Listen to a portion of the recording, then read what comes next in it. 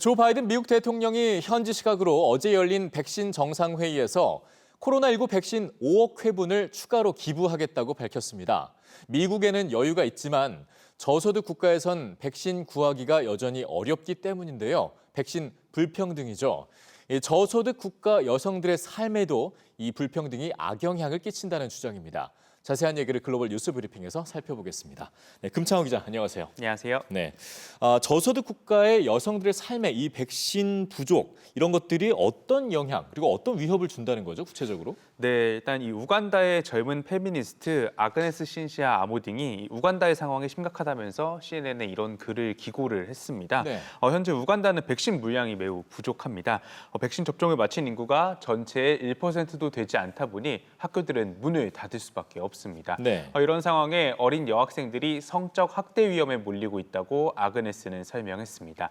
유엔 아동기금에 따르면 팬데믹 상황에 발생하는 성적 학대로 10대 소녀들의 임신율이 20% 넘게 증가했습니다. 또 여학생들은 생리대 사용조차 어려운데요. 코로나로 상점들이 문을 닫고 또 배달을 하지 않은 데다 가정에는 생리대를 살 경제적 여력이 없기 때문입니다. 네. 학교에 가지 않고 집에 머물면 생리대가 필요 없을 거라는 인식도 한몫했습니다. 아그네스는 하루빨리 가난한 나라에도 백신이 돌아갈 수 있게 불평등을 해소해야 한다고 호소했습니다. 네. 누구는 부스터샷을 걱정하고 누구는 1차 접종도 받지 못하는 이런 불평등, 우리 모두가 좀 더 깊은 관심을 기울여야 될 것 같습니다. 자, 다음 소식 좀 살펴보죠. 그동안 소셜미디어 하면 아무래도 완벽한 신체에 대한 좀 왜곡된 이미지를 퍼뜨린다, 이런 지적이 많이 있었거든요. 그런데 이와는 사실상 정반대의 현상이 또 생기고 있어요, 최근에는요. 네, 그렇습니다. 최근 미국 가수 리조의 계정 등 자신의 신체를 있는 그대로 사랑하는 계정들이 이 여학생들에게 또 선한 영향을 미치고 있습니다. 예. 이른바 신체 긍정주의입니다. 물론 이런 계정도 운동 계획이나 다이어트, 또 화장법 등에 대해 이야기하는데요. 하지만 특정 미의 기준에 맞는 몸을 만들려고 하는 게 아니라 자신의 취향에 맞게 변하도록 학생들을 격려합니다. 네. 근데 지금 말씀하신 사실 그 신체 긍정주의, 그러니까 내 몸을 있는 그대로 사랑하자, 이런 의미의 슬로건 같은 것들은 사실 기존에도 좀 있지 않았습니까? 네, 그렇습니다. 특히 미국에서는 이 유색인종 여성들 사이에서 수십 년 동안 이런 운동이 지속이 됐었는데요. 예.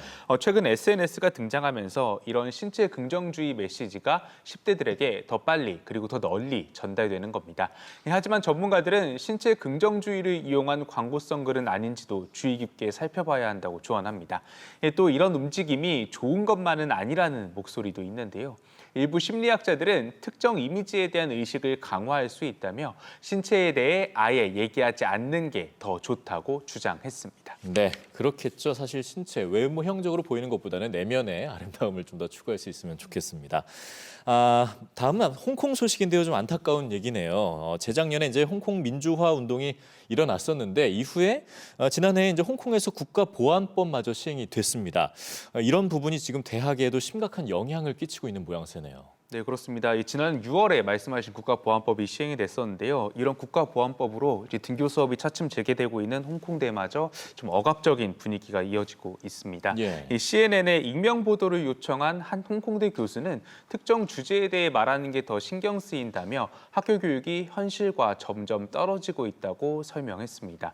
원하는 성적을 받지 못한 학생이 정부 측에 자신의 교수를 국가보안법 위반으로 신고했다는 소문이 돌 정도로 분위기가 좋지가 않습니다. 예. 이 상황이 이렇자 원격 수업을 하는 교수마저 강의 녹음 파일을 업로드하는 것을 거부할 정도입니다.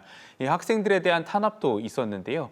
이 경찰은 시위에 나서서 경찰에 중상을 입히고 또 목숨을 잃었던 학생을 추모했다는 이유로 홍콩대 학생회를 급습했고요. 그다음에 4명을 연행했습니다. 이 학생들은 최고 10년 징역형을 받았습니다. 예.